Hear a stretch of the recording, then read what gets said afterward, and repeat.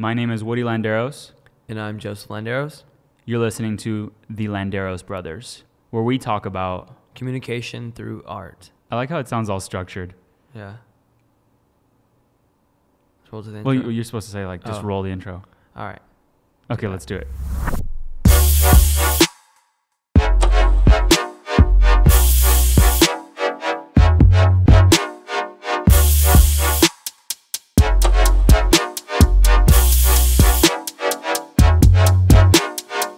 Today's topic is your idea sucks. What do we mean by that, Joe? Essentially what we're talking about here is, well, you explain it. Dude, you got to get in the zone, man. I know it's early. I know we got to go, but you got to get in the zone. We're just like passing over the hot potato. Like. Well, what are you going to do right after this? Let's just put some context in there. So right after this, I'm getting ready for school. I'm going to school. You've got like 10 minutes. Yeah, You've literally got 10 minutes. We're rushing. We might even make this a short podcast. All right, so. But your idea sucks is. You're just the guy that always does the definitions. I know. So you kind of threw it well, on me. I didn't do. So Google says that. Yeah. But I'll just go for it. Wait, before we do that, I just want to say we're setting up our studio so that we can have like video format in here, and then also so it could be a little bit more of like a multi-purpose room, so we could record music, record podcasts, record anything else that we need to record in here. So it's kind of like a switch up right now. So it's a little bit of a different setup in here. So we do have the different setup. We have the time constraint, and then we also just have like the freezing coldness right now. I think it's like. It has to be under 50 right now. Yeah, definitely. Which is not that cold compared to a lot of other places, but it's still cold for us Californians. Yeah, I was just talking to this guy. He was saying how he went to Minnesota. I wasn't talking to this guy, actually. I was just eavesdropping. It seems like when you could talk to people just by listening to their conversations. But he was saying like, yeah, back in Minnesota, I was just his accent. I was a negative 30. And I was like negative 30. I was like, wow. Negative 30 degrees. All right, so can you imagine recording a podcast at negative 30? I mean, I wouldn't. I would be able just call to. my podcast negative 30. I wouldn't be able that. to. We can't even put on the heater because it makes a lot of like just noise. Yeah. So, anyways, your idea sucks, and what we're pretty much talking about here is the fact that every single art piece you make is not going to be a masterpiece, and it's just about accepting that as an artist, and it's about constantly creating content or constantly creating an art piece. That kind of just, I guess, speaks to you and really is a masterpiece in your eyes. And it doesn't necessarily have to be a masterpiece in everybody's eyes, because it won't be. Not everything you make is going to be for everyone that you see. Yeah, well, you have these iconic individuals, say like John Locke or Thoreau, like all these different philosophers. And I think that what is great about we're going back to it, social media, and with the current status, is that we have some great people to look up to at the moment, different entrepreneurs that are sort of preaching about this idea, like Gary Vee, who's always speaking on constant growth and not necessarily, striving for the best quality in every piece of content you put out there, but just a little piece adding to the puzzle of the bigger picture. Yeah, the bigger picture is the masterpiece. And I think just understanding that as an artist, that like when you're like Vincent Van Gogh that makes over 2,000 paintings, the masterpiece is Vincent Van Gogh. And the fact that he can constantly create, like to just pull from your life and to be able to make so many pieces is the masterpiece. Like that's the kind of masterpiece that I want to make. I don't think that I want to get too attached to one piece. And probably if he was alive to this point, he would be probably frustrated about which ones we chose to, idolize of his masterpieces. Right. Because there's some pieces or there's some even videos that have gotten like two views of mine, and I'm like, this is the one, guys. Like, watch this video. Yeah. But it's not. Sometimes it's what the people want, and it's just understanding that sort of masterpiece. And going back to Gary Vee, he made a post a few months ago talking about how he posted something on Instagram and it didn't get the amount of views that he wanted, but he said it's not the amount of views, it's the depth that it takes the person into it. So it's like it's not the amount of people you touch, it's just the amount of, I guess, impact and meaning that a piece has. So like striving for that too, is a lot. It's I feel like it's a lot more satisfying, and I would feel a lot more accomplished if it was a masterpiece to maybe 2 people as opposed to 2,000 people. That it's just like, you know, meaningless content. Right. Yeah, at least with myself, I could relate to this idea because I've always tried to build sort of a resume of different things that I happen to partake in, say like acting or say commentating, all these different interests of mine, without really knowing in the end what I'll be remembered for. It's sort of just a day-to-day process of continuously growing. So, I mean, altogether, I would just hope to be, you know, renowned or remembered as being an individual who has always strived for greatness and always tried to inspire individuals. But it's not all about every single step I make, you know. It's not about making the biggest moves, is what I'm trying to say. Yeah.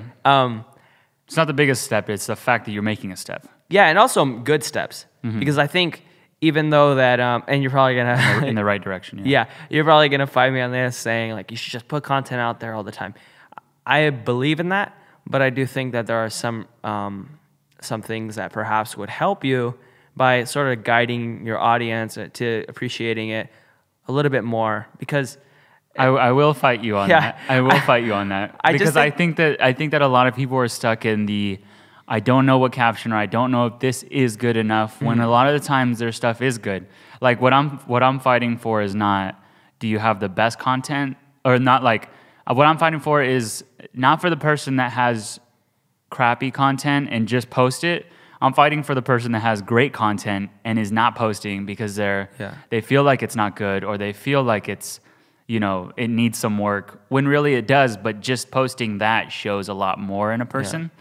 So like I know you have a lot of great content, so now it's just like, just release it. Yeah. You know what I mean? Like your content versus someone else's content where they have like, I don't know, their granny's old video camera or their granny's old, you know, like if they don't have like the high definition photos, you know, and they're thinking about it, then maybe it's like, okay, let's switch the lighting angle. We can't even see your face. Yeah. You know, but for content that is like visible and is, you know, meaningful and impactful in time, post. I'm all for it. That's the only thing I'm fighting for. Because I even like with your girlfriend Ariana, I'm always like, just post it. Right. Just post it. Because the photos that she takes and the photos that you take, they're great. Yeah. You know? I mean, you guys don't need like help aesthetic wise. Right. I think that there are people that do need help aesthetic wise, and it's like, okay, maybe you should wait a little bit. Maybe you shouldn't post that, or maybe you should think about that. Yeah, I think like, but since you have quality content, post. Yeah, like what I was trying to get to kind of is like having a goal with whatever art you're putting out there is always good, especially if you're trying to strive for having like relatability points, I guess you could say. Yeah. Everyone wants a story that they can somewhat relate to, and by having something, like by portraying yourself in a directed way, you can, or like a direct way. Yeah. I suppose you can kind of close that gap from, not saying the consumer, but from the viewer and yourself. Yeah. Like I think social media in some cases lacks like the reality that it possibly should be, which is that we're all just here and we're kind of like trying to become friends.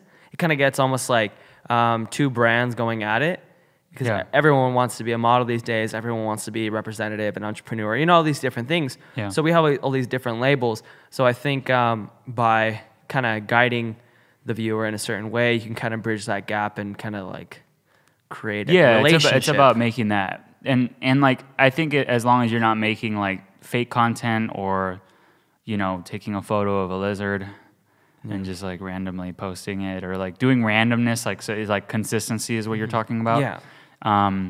That's a big deal. But like, so like for me, I haven't posted in like a week or 2 weeks, or I think even 3 weeks. I think it's probably been 2 weeks. But I have been going back and forth if I should post this one photo, which is a photo of me bald, and just kind of like making a joke out of it. But then I'm like, then I keep on asking myself, why? why am I going to post this? Like, what does it mean? What are people going to get out of it? You know, and then I don't post it. But it's on my drafts. That's the only thing that's on my drafts. And I haven't posted it, and I haven't posted anything in a while.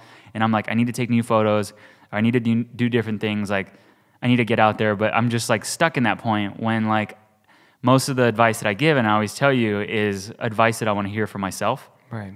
So like if I tell you post, it's because I'm telling myself in my own head, hey man, you should probably post. Yeah. You know, so I want to hear it again, and I'll probably listen to this podcast again when I'm sifting through it, when I'm editing the audio, and it's like, yeah, I do need it. I'm just gonna post that bald photo, or I'm gonna go take a new one and just post it. But I think it's just also like going back to the topic, which is like your idea sucks. Is even accepting that like, hey, that post or that mural or that art piece, whatever it is, it might and it probably does suck. And I think that when you're honest and then you're also 100% vulnerable, then you can start seeing the little cracks in the, I guess, in your own like little system or in your mind, and you can start filling them in and start like fixing things and start improving things. Not fixing things, but improving things. Right. Like if you would just look at your music and say it's number one, it's perfect, it's amazing, then you would never grow into, into the person that you are today. And into constantly saying like, oh man, that beat sucks. Yeah. And then like just, okay, let me do it again. Right. But if you have that like, if you got that mindset that you're like, everything I make is $1 billion, which is good at times if it really is, but if it's not, and if you're the 99% of people that don't have like the perfect work in the world, then you're really messing yourself up. Yeah. And a lot of artists do that, because I know like even just by trying to like collaborate with people, even with myself, like in the past, you can feel like, well, my stuff is the best, and like why do I need to improve it? You know, yeah. What are you trying to say? What do you is my artwork not good or something? But it's not that it's not good. It's just that it could always be better. Yeah. Speaking on that, even with myself, so my two main streams of not income, my two main streams of art at the moment, which I hope to sort of form into that stream of income, would just be fashion and music. Those are my two formats, at least as of the moment. I've learned how to do some editing from Woodie's guidance, but for the most part, my main interests are in audio and visuals. But anyways, what I'm trying to get to is that in the past, I've tried to make certain pieces from sewing. I've done collaborations with Woodie, giving him ideas. He's drawn on some of my clothing, and I've given it out to people, and I've sort of just left it with what it is. I've just said, here it is, take it or leave it. And these people wear it, and they appreciate it, but at the end of the day, I always know that that's not really my fullest of potential. And I think that's something that we all should keep in mind at times, because as we're saying, your idea sucks. If you sort of take everything with a grain of salt and allow yourself to just grow over time and understand that perhaps what you're putting out there right now is to be appreciated 20 years from now, not necessarily 20 minutes. I think it'll help you out overall with your sanity and with your piece. It's taking that art piece that you're saying that you know that it's not the greatest, but going back to some of the first things we were saying is the fact that you did take a step, is that those little like steps that you're making right now, you're going to be able to look back at your trail that you made, and you're going to see like, this was a marathon, not a sprint off. Yeah. And you'll be able to appreciate it that way. And so that people know like what type of fashion you're into, because it could be multiple things. Like what type of fashion like intrigues you?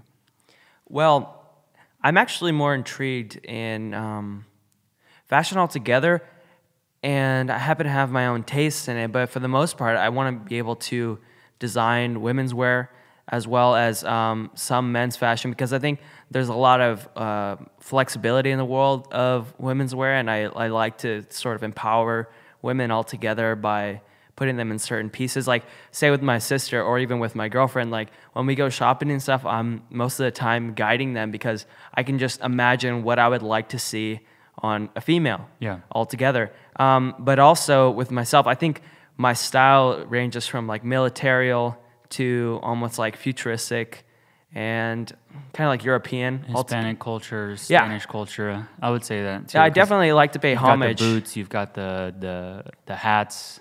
Yeah, I like to pay homage altogether. Like, even in some cases, I just think to myself, like, man, this is like something like Pancho Villa would wear. Yeah. And in our time.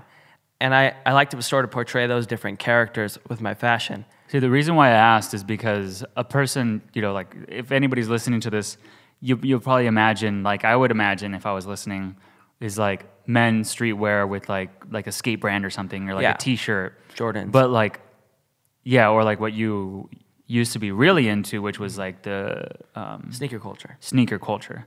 But what it really is that you can appreciate like dresses and long coats and other stuff like that too. So I wanted to put that out there too. Yeah. Because some people may not. Some people, the imagination stops like there. I even posted like it goes down to like some people don't even have the imagination to even accept certain things like that, which bothers me a lot because like, so I posted a picture on my Snapchat of my hair just like really crazy. Yeah. And my hair is like super long and curly. And then some guy like commented, haha, what's wrong with you, man? Commented meaning like he swiped up and texted you? Yeah, like, or message or whatever. Yeah. I don't know how it works completely.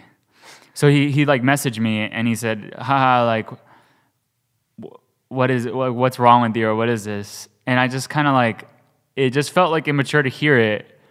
And I didn't know what he meant, but he actually meant it like in a mean way. Yeah. At first I was like, oh, thanks. I really don't care about things. And he's like, well, you need that attitude if you have that hair.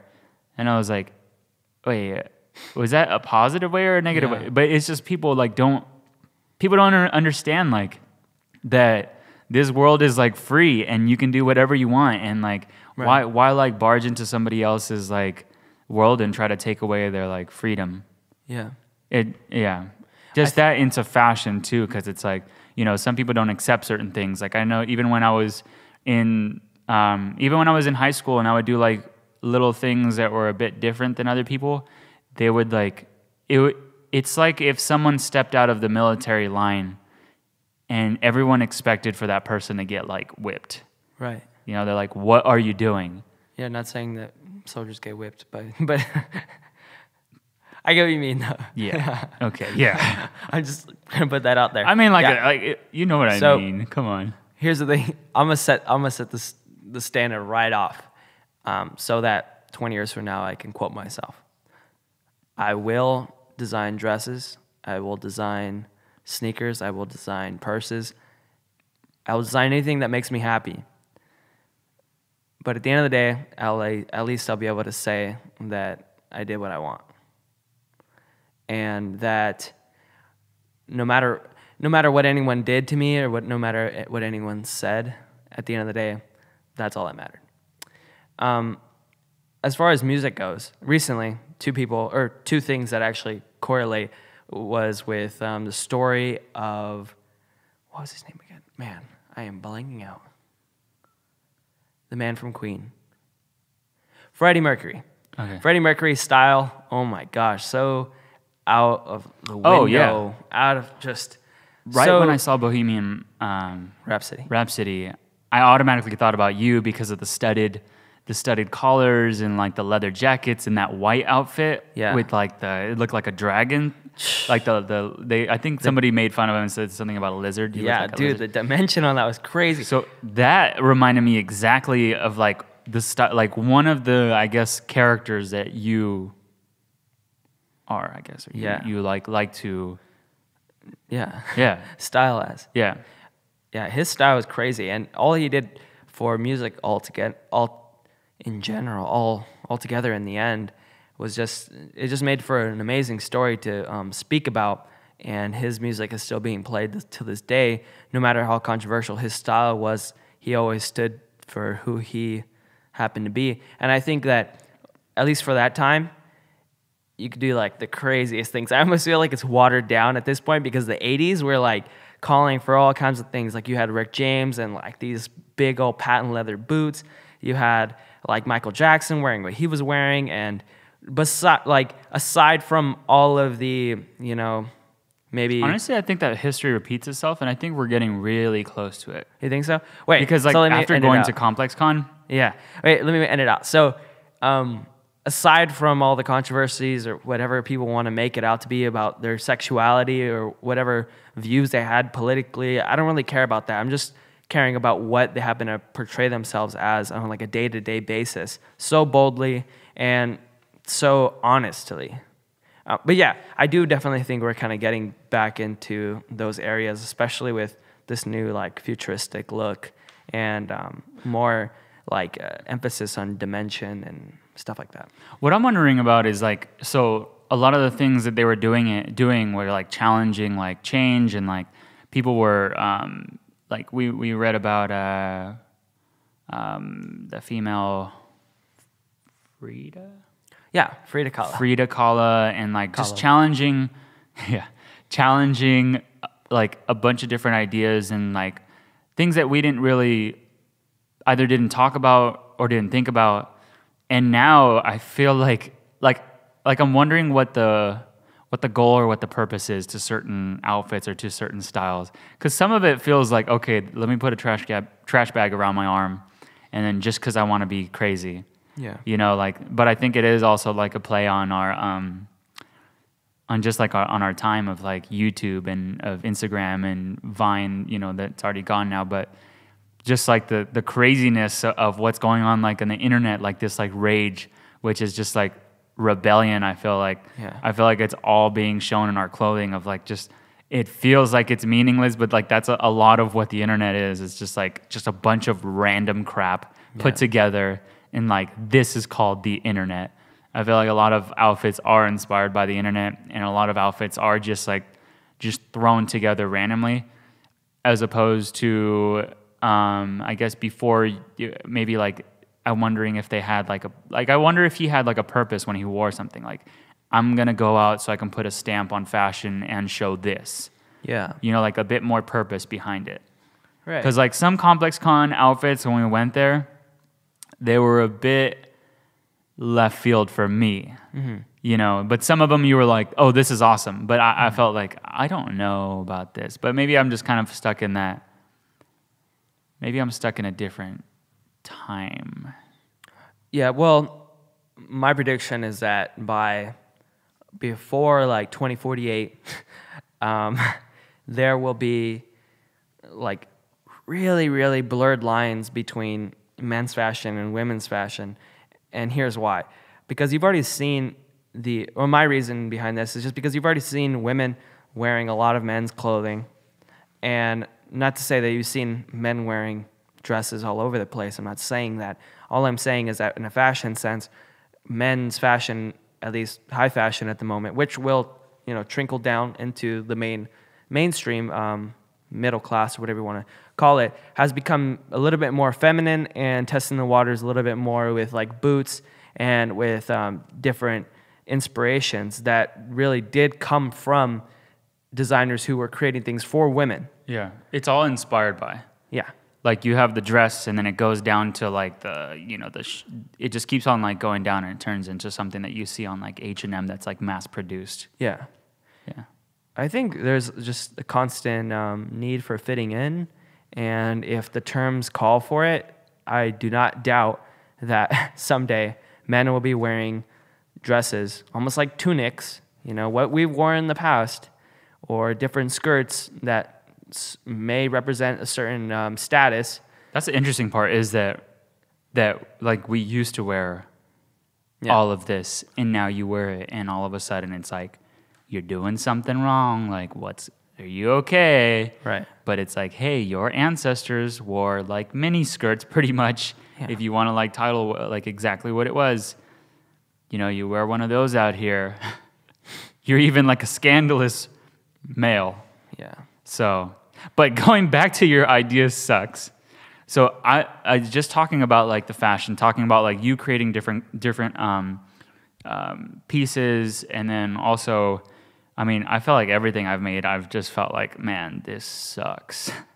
But like just releasing it, and then now like looking back, like knowing that like my first like 5 vlogs are probably some of my biggest masterpieces because I actually put something out there, and that's like crazy. Like I oh man, you were gonna say something? Oh yeah. Well, first listen, I hated Yeezus the album. Kind of off topic, but it's just growing on me so much. Like Blood on the Leaves. This is a Kanye album. I was just gonna say how a lot of times like people may come at you for taking some type of left turn or going for a different direction, and sometimes it ends up working out in the end. You never really know. Like, say your vlogs right now, we were speaking that you're striving for more relatable content, but perhaps 2 years from now, you can be hitting some really big numbers because you didn't strive for that. You kind of went for more of an authentic route, not really clickbaiting. Providing authentic content is what I was trying to say. Yeah. And I kind of paused for a second because I was going to look for a quote that I read. And this is, so it goes like this. It took me quite a long time to develop a voice. And now that I have it, I'm not going to be silent. Knowing that as an artist, like knowing that you do have a voice is like, speak what you feel. Even if you feel that other people won't like it, like just speak what you feel. Even if you know that it's going to suck, even if you know that it's going to be like the worst piece of content ever, just like express yourself through art. That's your way of communication. At the end of the day, like, yeah, that's it right there. I agree. Is that it? Are we doing that right now? Conclusion. Yep, we gotta go. All right, well, all right. Thanks for listening, guys. Peace. Later.